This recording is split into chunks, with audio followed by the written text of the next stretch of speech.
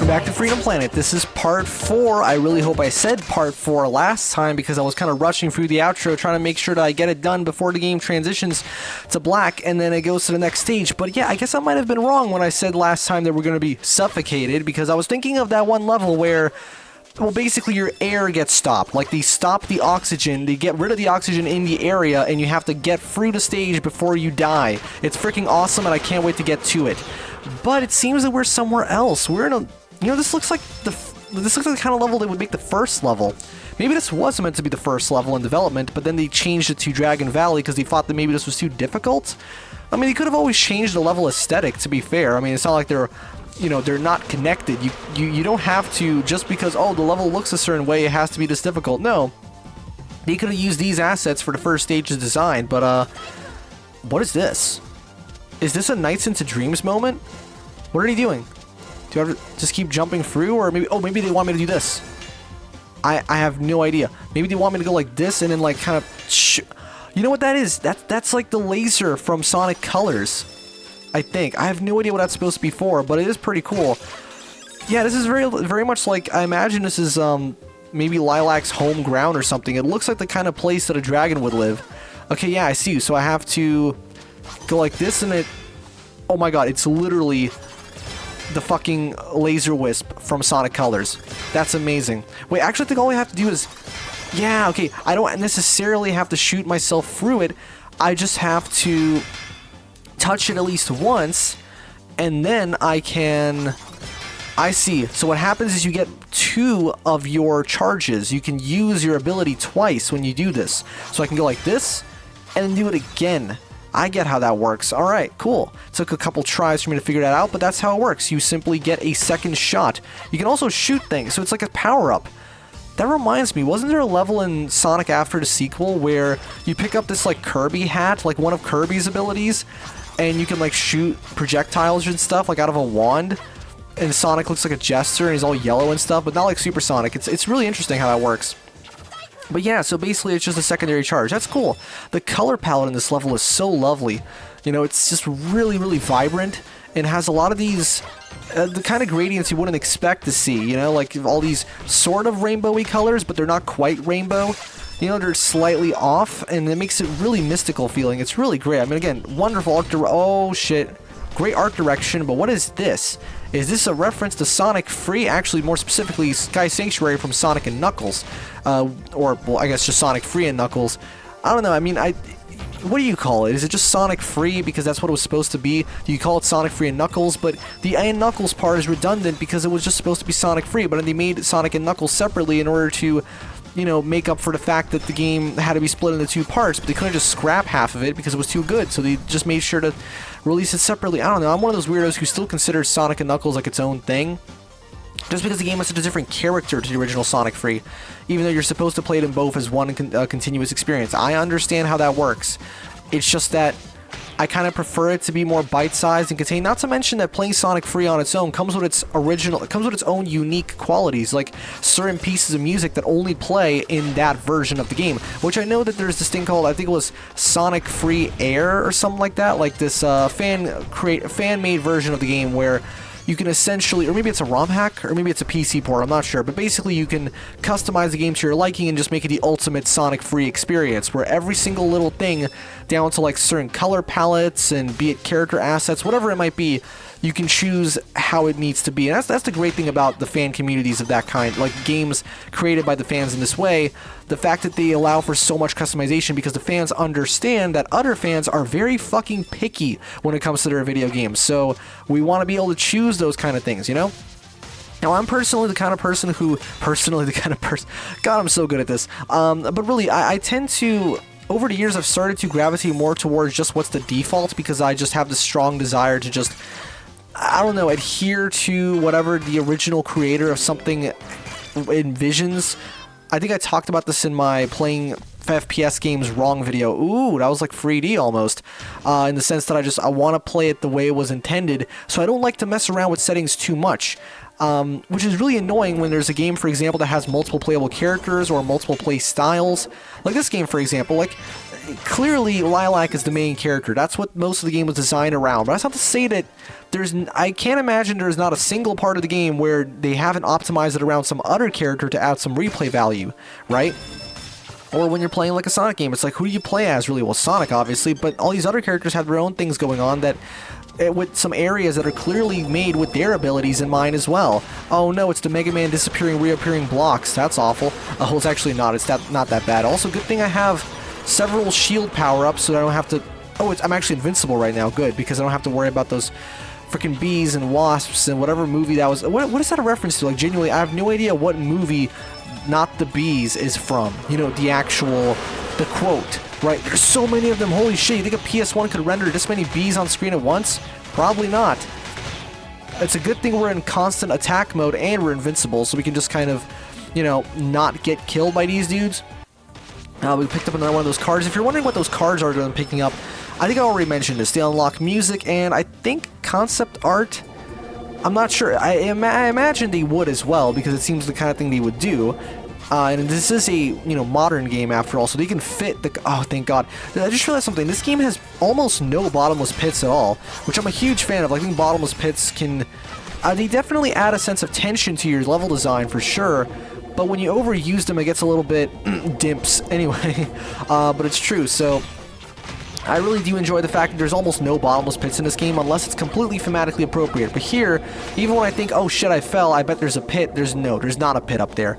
Now let's see if I can get through this without getting... Can you get crushed by these? No, you can't. That's good. It's just a simple, you know, Metallic Madness style jump through the narrow section type challenge while blocks are being spawned. And you got these arrows that which rotate in a really funny way. And why does that remind me of something else? And I can't quite put my finger on what it is exactly. It's probably something from another Sonic game. I don't know, man. Like, everything in this game reminds me of a Sonic game because, like, no shit. That's, like, the whole point. Except it's, like, it's still original. It still feels very much like its own thing with the art direction, the music. I can't just say, oh, I'm playing Sonic Rush, but it's on PC. That would actually be the best thing ever. Why has Sega never done that? Is it because they... Oh, you know what? Maybe they would have a hard time acquiring the rights to the music made by the... Because, like, the music for Sonic Rush, it wasn't made by any of the traditional Sonic composers like Tomoya Otani, Jun Tsunoa, and any of the other guys as well who work on the music. No, it was made primarily by the dude who did the music for Jet Set Radio. So maybe there's some legal reasons behind that not happening. I'm not sure. Just to be fair though, Jet Set Radio has been re-released, so it makes me wonder, couldn't they also remake Sonic Rush? Like, come on, that's the best thing in the world. Like, a Sonic Rush that's actually in full screen and you don't have the stupid DS stuff going on. It's not unplayable, no. You can still totally play the game today on an emulator, for example. But it's just, you're looking at the screen and you're like, wow, I really wish this were not only like 1% of the horizontal resolution of my monitor. You wish that it actually took up the whole screen without having to stretch it like an absolute maniac, and it would look terrible. But yeah, I just really wish there was something like that. And I'm sure there's some fan project out there that does something to a similar extent. I'm sure of it. You know, the Sonic fan community is absolutely insane with that kind of stuff. Just like how there's like a million Sonic Advance on PC type projects, most of which are incomplete, because of course they would be. There you go. That's how you get up there, and oh no, I was just shy of getting it right, so let's try this again. So we shoot ourselves up, then we shoot ourselves up again, shoot ourselves up again, and one more time, and it, god damn it, no, do it again. And grab it, nope, try it again. Like that, and then get a full power up again. No, okay, what, is this not possible? It's gotta be possible. There you go, of course it's possible. This game was not released in the mid-90s to have impossible level sections, which you swear to God just were put there to piss you off.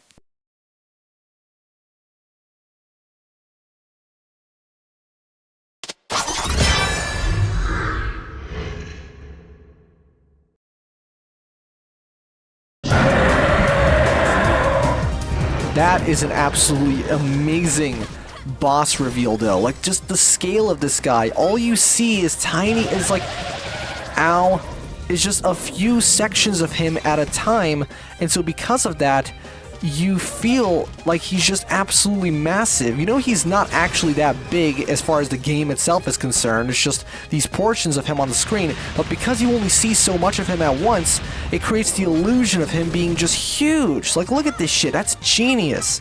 you know, the way that they use space to convey size like that. And God, I'm so bad at dodging his attacks, you have no idea. Mainly because I sometimes just don't know if I really understand how you're supposed to dodge them. Although, to be fair, that wasn't all that hard to avoid. Yeah, so you're pretty much just avoiding this ridiculously well-animated and awesome-looking boss. You try to just hit his obvious red weak spots, of course. And then, you know, don't die, which is easier said than done for me, except that I think, yeah, you just avoid that by air dashing a whole bunch. That's it, because you get multiple air dashes. That's why they implemented that attack, to force you to do that. You know, because otherwise, what's the point? I could simply run away from him or something, but no, you have to fly above him in order to not get hit. Now, of course, I'm gonna have a slightly easier time with this because I'm using casual mode, which makes it so I just regen my health. But even then, if you get caught off guard, you saw earlier, like, it's definitely possible to get comboed to death, right? Even if you have regen, because, you know, your health will only regen so much, right? So you actually have to try and not get fucking destroyed by this guy. And it's really cool, because there's still a little bit of challenge in there to emphasize how intimidating he is as, like, I don't even know what he's called. Like, I like when games just don't name their bosses, they just leave you to just kind of imagine what he could be called. The Omegalodon, I don't know. Remember that weird game where I think it was called Omegalodon, where you either play as this giant shark with legs, or you control, like, the rest of the military force trying to take him down. That was a really cool little game. I think it's no longer playable, as most online games like that end up becoming. You know, you can't play them anymore unless someone's rebuilt it with some offline mode, but chances are no, you can't. So NerdCube's free games Friday video on it will probably be the only remainder. That's so sad. That whole fucking YouTube series is a graveyard of games that were once playable and now are not. And it's such a shame, too, because a lot of them were really cool. But now it's like those videos will be pretty much some of the only remaining evidence of their existence. And it's just like, what the fuck, you know? I understand that's just how things happen sometimes with the way the internet works and the way... I think some of them were made in Flash, but still. Is he dead? Yeah, I'm pretty sure he's dead unless he has a second phase.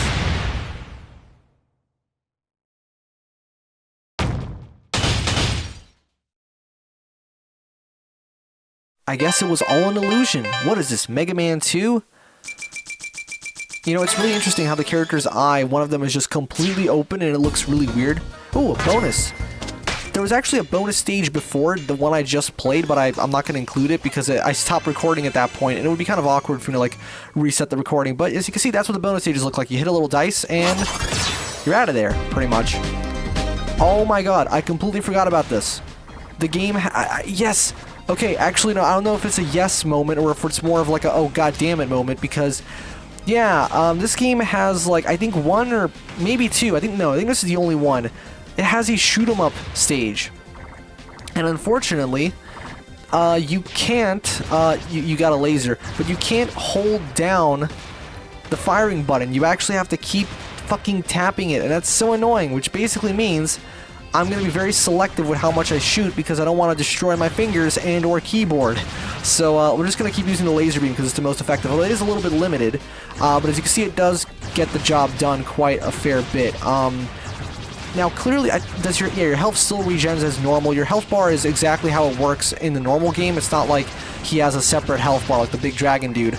But it's really interesting how now he just feels really tiny because so much more of him is on the screen at once, and he's all shrunken down, and, you know...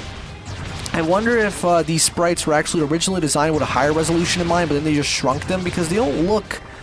How do I put it? They don't look authentically small. They look like they've been shrunken for something higher resolution. I don't know. You never notice that when you look at, like, games that have sprite scaling, and you can tell, like, hey, that sprite isn't the right size. They've scaled them in some kind of way. It's really fun doing that kind of stuff. You open up Photoshop and just mess around, and you see the limits of how much you can scale a sprite up or down while it's still being recognizable. Anyway, this is why I'm probably never going to do a series, not even a focus on B, on a shoot 'em up, because this kind of stuff is not very interesting to comment over. You know, these kind of games, I enjoy watching reviews of them, possibly, and maybe speed runs. Well, not speed runs, but just no-def runs and such. You know, because you don't really speed run these kind of games because you move at a fixed speed, but more so, you know, no-def runs. Like, hey, look at how little I can get hit. because these games are all about dodging shit. But to be honest, this is not a super difficult example, which I guess is fine because they expect you to become, they don't expect you to become very good at this totally different play style. Also, I think the hitbox for your guy is actually Lilac herself. Oh, he's already dead.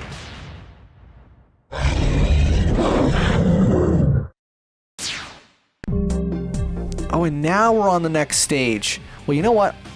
Okay, no, screw it. I gotta keep going. Okay, I was gonna say, we're gonna end it for this time. See you in part 5. No. I can't see you in part 5. I'm gonna see you in part 6. I'll see you in part 5 anyway, but with the level after this one, because I mean, come on, it's too soon. I can't just end it like that. We got more of these drilling enemies in this level.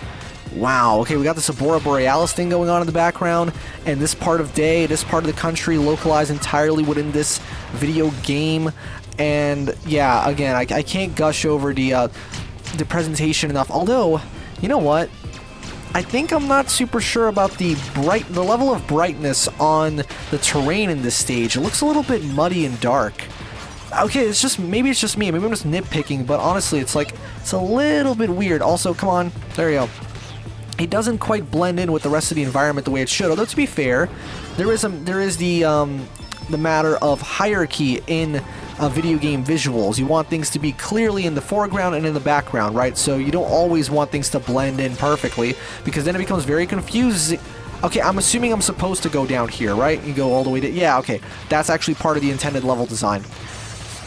Man, look at those blocks. They're really cool because you don't expect them to show up, and then they do. It kind of reminds me of Sonic Colors. God damn it, stop doing that. Stop referencing... Oh, how can I not? That's like playing, I don't know, any 2D platformer ever made and not referencing Mario at some point, because it's kind of like he sort of laid the groundwork for how the genre works. Although, funnily enough, there are platformers prior to Mario. There's plenty of Atari 2600 games that are platformers, fundamentally, like Mountain King, or... There was this one game where you're trying to escape a sinking submarine, and it had like platforming mechanics. I'm gonna do that at some point. I think I already mentioned this in a previous video, but that's gonna be a focus on B. Maybe I'll even record it right after I'm done with Freedom Planet. As in, I'm just gonna play a bunch of freaking Atari games, one after another, just talking about them and seeing how they compare to newer games, and it's just really fun doing stuff like that. And maybe I should stop giving away so many of my future video ideas. But to be fair, that's something I enjoy doing, because it's fun seeing how many of them I actually end up completing, how many of them become a real thing, and how many of them just end up being like, oh, that never happened. It's fun watching other people's videos like that and being, you know, retroactively knowing, hey, he never did that thing, or yeah, he actually did end up doing that thing. For example, in a lot of my videos right now, as of like up till now, I've referenced this indie game called Animal Well, and I've been talking about how I want to do a Let's Play of it. The more I play that game, the more I realize I really don't want to do a Let's Play of it. Like, it's not that I can't play it. No, it's actually it's a puzzle platformer, but it's also very skill-based, and it's very fun. It's very pretty as well. Got a great sense of atmosphere. But I don't know. The pacing of the game just doesn't feel very Let's Play friendly. Like, I don't imagine it would be very entertaining. You know, even if I am consistently discovering new things, it's just... I'm increasingly seeing that game become either a focus on B, which would require me to redraw... Actually, no, I wouldn't have to. I was gonna say it would require me to redraw the thumbnail, because I actually made like a pixel art. I retraced the pixel art from original footage of the game, and then But actually, I'm not gonna have to. I can just take the thumbnail and change the colors on it, because my thumbnails now are formatted the exact same way. I used to put like the title of the game in the corner of Focus on B, but then I was like, nah, that's stupid, because you can't even fucking see it. You have to get these guys to destroy the walls. There you go. Because you can't see it because the way YouTube's fucking timestamps cover it up, so there's no point. And that's also why I moved the, I mean, you don't care about this because you've already started seeing the videos get uploaded with the new thumbnails, but they used to have the number of the part in the corner, the bottom corner, but now they're in the top corner, so you don't, you know, you can actually see it. How am I going to do this? I guess I attack them like the... Oh, no, of course. Maybe I should attack them the other way so that they get sent towards the thing I have to open. That would make sense, but just got to time it right because Lilac has a bit of a delay on her... There you go, on her boost. And I got to do one more. Speaking of delay on an attack, I still don't know how to feel about the fact that both Frontiers and Shadow Generations have like the slight delay on the homing attack. With Frontiers, I kind of get it because, you know, the game has combat mechanics, so it gives you that delay so you have time to start inputting the attack moves when you lock onto an opponent. I kind of get that, but with Shadow Generations, it's like, yeah, sure, it's contextualized as Shadow's Chaos Control, but I kind of still wish they didn't do that because I love when Sonic has a very instantaneous, super snappy homing attack with no pause whatsoever. Oh boy, is this going to be like a little mini-boss? Yep, well, not really mini-boss. He's not exactly mini now, is he? But he's very much a big boy boss, and ow, my face. And we're just going to try our best to not get hit by his attacks, which actually are not even that difficult to avoid. Let's just run away. I imagine it's the kind of fight you just have to keep running forward. Oh, wait. What am I supposed to do now? Am I supposed to convince him to somehow destroy that? Well, no. There's nothing for me to interact with. Maybe I'm just locked into this arena. I have to kill him before I can progress. So let's just admire the background detail. It's very well done. Ow, my face. And try and maybe, you know, kill him. Yeah, that would be a good idea. That sounds like the way to progress throughout this video game where you're supposed to destroy things in order to win. Except that, again, use the Dragon Boost. That's the most effective method of... fuck you. Effective method of dealing with any enemy. I know they warned me, but it's like it doesn't feel like it's enough time for me to, like, process the fact that, yes, I have to jump and then use this attack. It's a challenging game, you know? Even on, like, the casual difficulty, I can still, like, acknowledge when the game becomes challenging based on how many times I'm getting hit. There you go. The good thing is that you do become invincible upon simply initiating the attack, the dash move, which means that even if you're kind of late and you're technically not out of the way yet, you can still not take damage because of the fact that you become invincible. So like when he does that, and there you go. See, I should have gotten hit, but I didn't get hit because I'm invincible when that happens. I'm hoping that's the case for all the difficulties. I really hope not, you know, what's the word? I'm not making the, every single word in my vocabulary, making the mechanics more malleable than they should be. Like, I'm not distorting the way the game works. No, it doesn't seem like it. Whoa, it's a crane. And I can control it. That's cool. Yeah, this level is really just going all out. I mean, I like how every stage in this game feels so developed and so thoroughly done. It's just, nothing feels missed. Nothing feels wasted. You really wouldn't think this game was developed by probably, like, what, 5 people or something? This definitely isn't some massive studio effort, and yet it fucking feels like one, right? It's a very high-effort game. And I can't, yeah, no, I really can't say anything bad about it. I'm not really too interested in playing Freedom Planet 2. That game's also out there, and they've changed all the character designs. They made them look a little more adult and stuff, and it's cool. I mean, what I mean by that is they look lankier and more like they're, you know, in their 20s or something, rather than here where they're little chibi characters, you know, chibi characters. You know what I mean? They have like this, they've basically tried to distance the art direction from Sonic, right? Even for this game, they've actually changed the box art. Not the box art. Well, what year is it? Boxes? No, I mean the display, like the visual illustrations for the characters, or at least for the promo material, right? The characters look a little different. They have a more, almost like a Puyo Puyo kind of look to them, like the characters in Puyo Puyo. Still a very distinctly Sega look, to be fair, but not so much Sonic. You know, they don't look like Sonic characters anymore, basically. Except they kind of still do. What am I supposed to do now? So I've taken that guy out. I've collected the MacGuffin. And now do I just bash through this thing? No, I don't. Okay, I guess we have to go back. Maybe there's oh, of course, yeah. You go here, and then I get picked up by this thing. And then, no. No, this is not part of the intended progression. Okay, let's keep moving forward then. Maybe I'm supposed to go down here and then go back. I mean, obviously I'm going to have to go back because where else do I even go? Somehow I didn't take damage there. Maybe I have to go down? Well, oh, god damn it. There's supposed to be a linear 2D platformer. How dare you have level design that's... Oh, of course, you fucking moron. There's these, yeah. There used to be a wall here and now it's gone because that's how it works. That's something I never get used to. It's like, yes, idiot, when there's these obviously interactable objects, you interact with them later.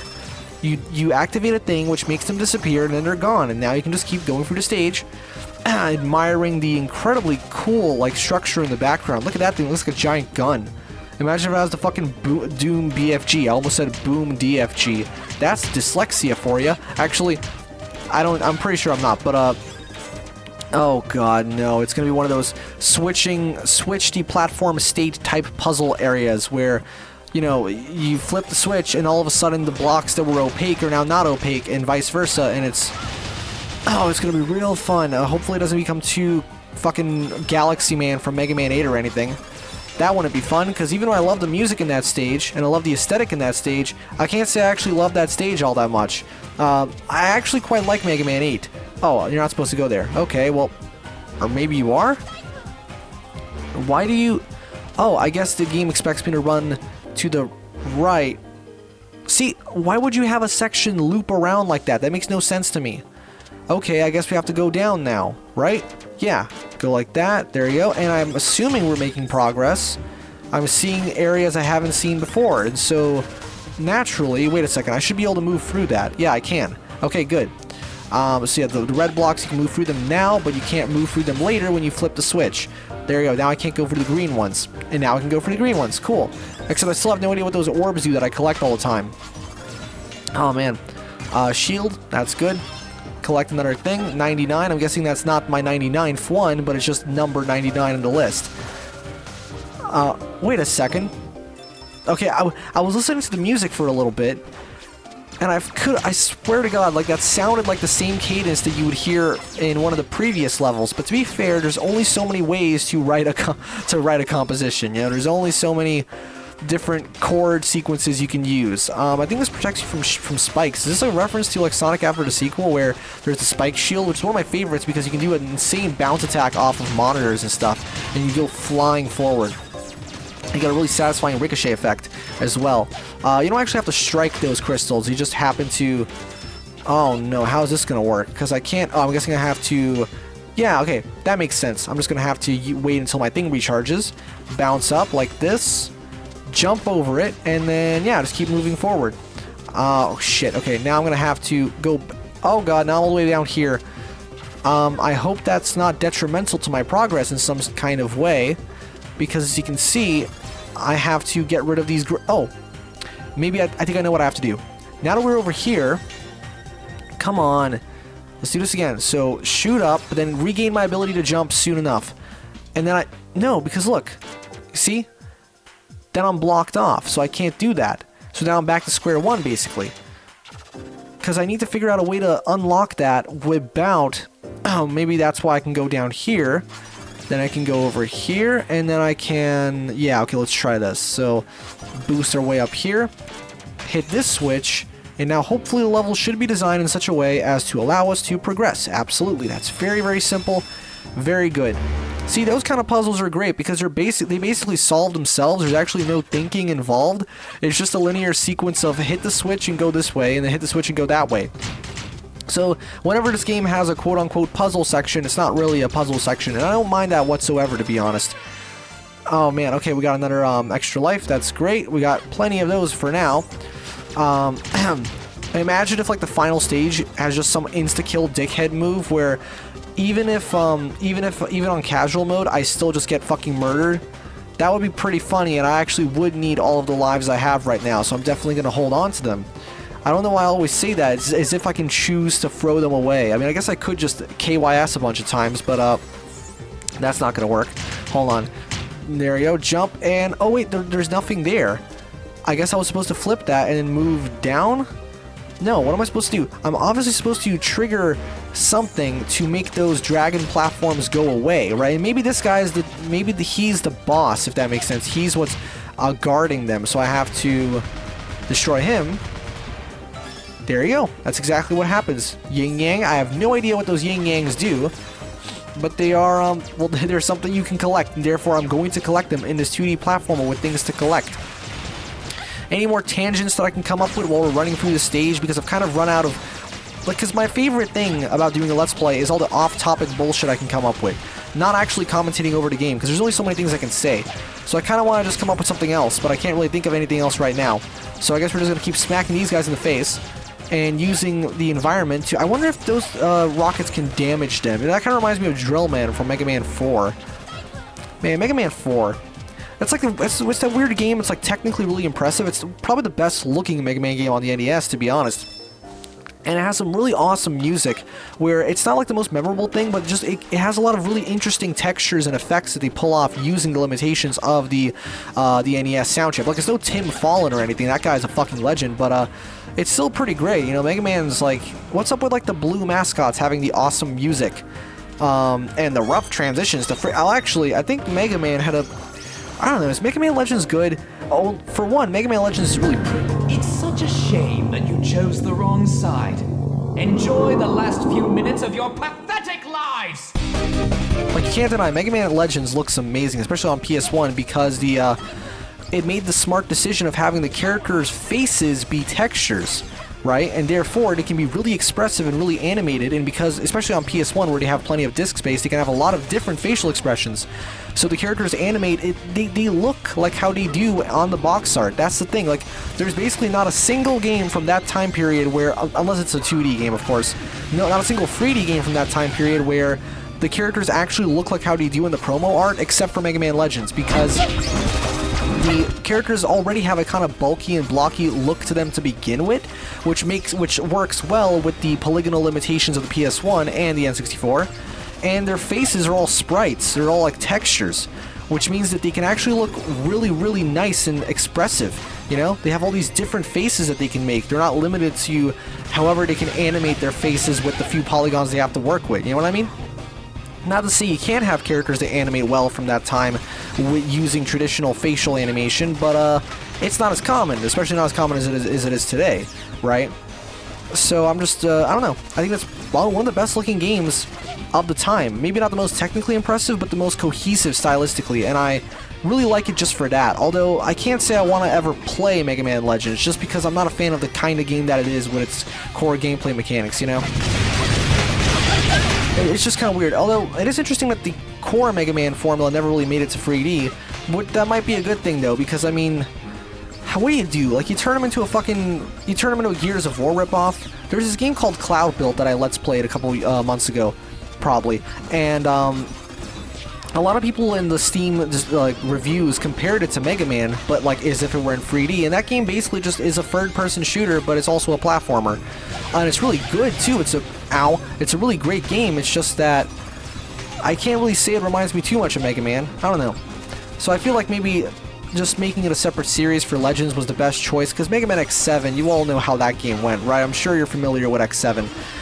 And the fact that it wasn't even the shooting. What made that game suck so much was just how fucking slow it was. Like, why did it have to be so slow? Like, the PS2 can render environment. The PS2 has Sonic games on it, for fuck's sake. You know, which run at, like, a decent enough frame rate. So why couldn't you have a Mega Man game in full 3D that's fast? Especially Mega Man X. Mega Man X is so much faster than the classic games. That's why I've always liked, at least Mega Man X1, way more than most of the classics, just because of the fact that he's so fast, right? All the wall jumping and sliding and stuff like that. Dashing, I mean, not sliding, dashing. Let's see if I can, no. Okay, I fucking hate bosses would really annoy, oh.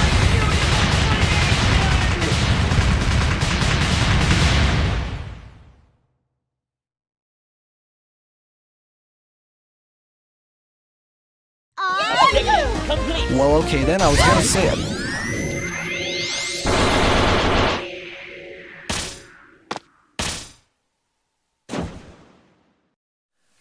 Alright, cheeky game, nice little fake out, but it doesn't really work when it's actually the end of the level. So, cutscene, let's keep going.